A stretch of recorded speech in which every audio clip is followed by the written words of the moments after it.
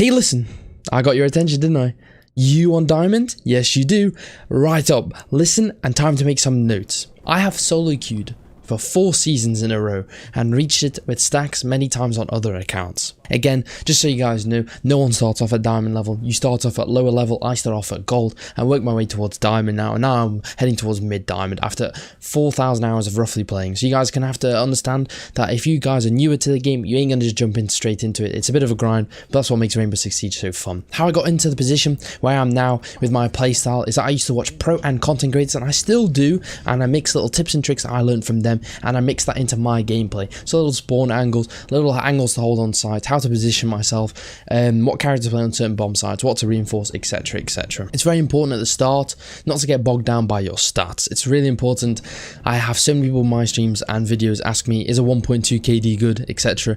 Honestly guys, it's part of the package, but it's not the end all be all. I'd rather win a game and go 2-6 than lose a game and go 8-4, because at the end of the day, no one's going to care about your KD if you win a match. I've seen stats where I've even dropped 14 kills and I've dropped 0 kills and won, but no one actually flames because you won. Who's going to flame someone for if you win the game? Sometimes someone needs to step up more, but that's okay, because it's not all about a KD at the end of the day. There's so much you can do in a round that won't go on the scoreboard. This is called cost, as we break it down in esports terms. It's a very big thing in Valorant. Siege has it, but we just don't get a scoreboard for it. Cost is the percentage of rounds in which a player gets a kill, plants or disables the bomb, shall I say, survives, how many kills you get or get traded, or the number of untraded kills for this player. So that's how many kills you get that aren't followed by the enemy. So that's a really important stat that can really change a round.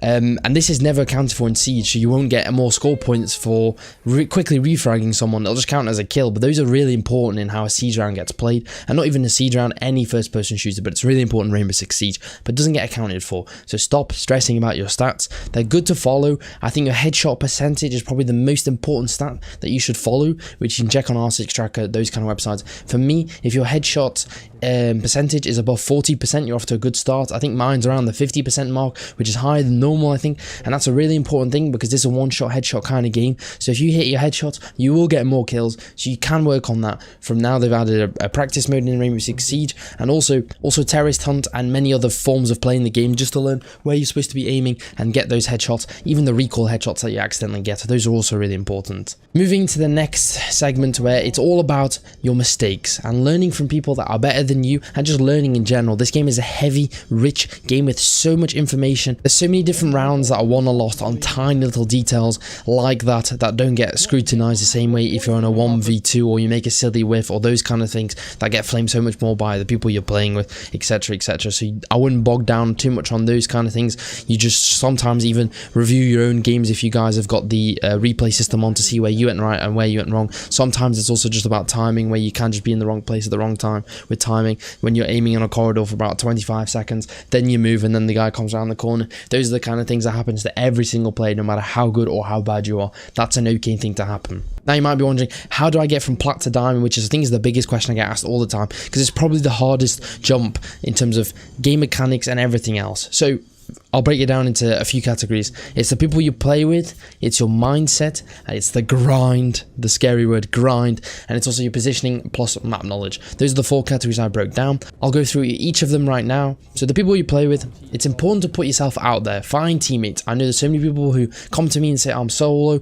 I can't find teammates. I would just add every single solo player I play with on my team who are nice, or you called out and seem like a nice person. Just add them. You might be able to invite them. You might not even talk to each other that much, but just to have that one less player that you know isn't that bad, or uses their microphone, or is a nice human being, you rather win with people you like than people you don't like, I'd say. So just add them, man. Another way to find players is from streamer communities. It's harder for me to say, but I think I can say from my streamer community or YouTube community, people have found each other to play with. A few extra people. You only need to find 1 or 2 people that consistently play the game to have the same elo as you, and there you go, you're set.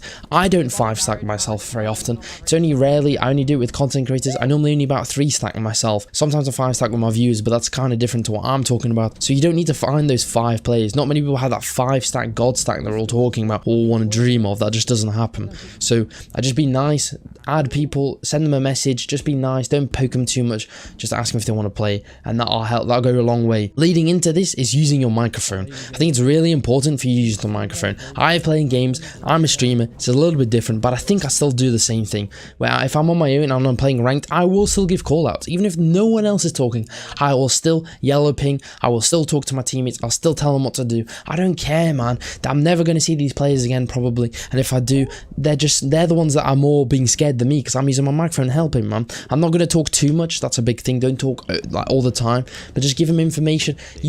I've won rounds and I've won games from me just using my microphone alone, just from being on Valk, those kind of operators. Giving that one call out a teammate might not have known or wouldn't have done, those win you games. That's the biggest jump I would say from plat to diamond that you need to do yourself, not your players, yourself, is give those communications to the random teammates you play with, because they will get that extra kill. And I'll tell you, you win like 1 in 10 extra games from just using your microphone, and that is a fact.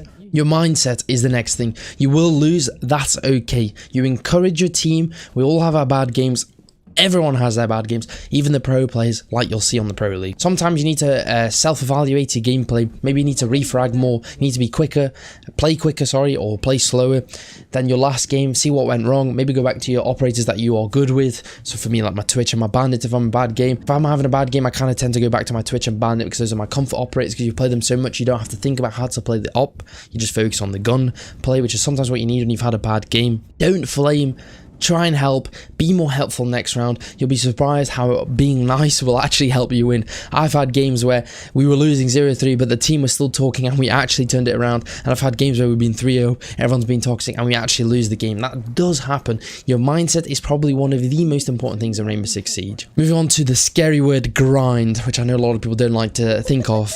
I have played a lot of Siege. You will need to play a lot of hours. I have about 3,000 to 4,000 hours on Rainbow Six Siege.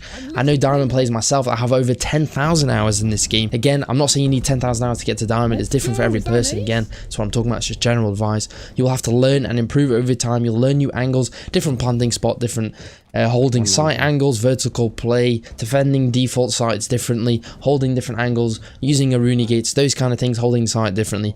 The consistency is key, because the more you play and the more consistent you'll get, the more things you'll learn, the more things you add to your arsenal, the better you get as a player, the more you'll win. Lastly, moving on to positioning and map knowledge. It's important to know all the default sites in terms of how to defend them and how to attack them, which is only learned by YouTube videos, which you can say like Clubhouse, how to defend Clubhouse, and there'll be a YouTube video on how to set it up and how to defend it. I'm sure there's attacking videos out there as well. Also, you'll just learn that from playing and with your teammates. A little tip for you guys, if you're struggling with callouts, which sometimes I do, under your compass, there's a call out for where you are right now and even where you yellow ping, and you can use that as your call out. And most people will know those call outs. They're not the special call outs. They'll be telling you like rafters, those kind of things, and you'll be able to know them. And lastly, the only other tip I have for you guys is do not jump straight into ranked. It's my overlining like thing for you guys. Even if you're this goes two ways. If you're level 49 back to level 50, don't go straight into ranked either. But also, if you're just your first game of the day, do never play ranked first. No matter who you are and who you think you are, you definitely don't play better on your first game on keyboard and mouse than you will your second game on keyboard and mouse. That's just a fact in my opinion. Some of you are freaks and you say you do, but I actually don't think you will. So just warm up, have fun. Just want to say thank you for all the support on YouTube. We're slowly heading towards 7,000 subscribers, so if you're still here, not hit that sub button, much appreciated. Thank you so much for watching, and I'll see you guys in the next video.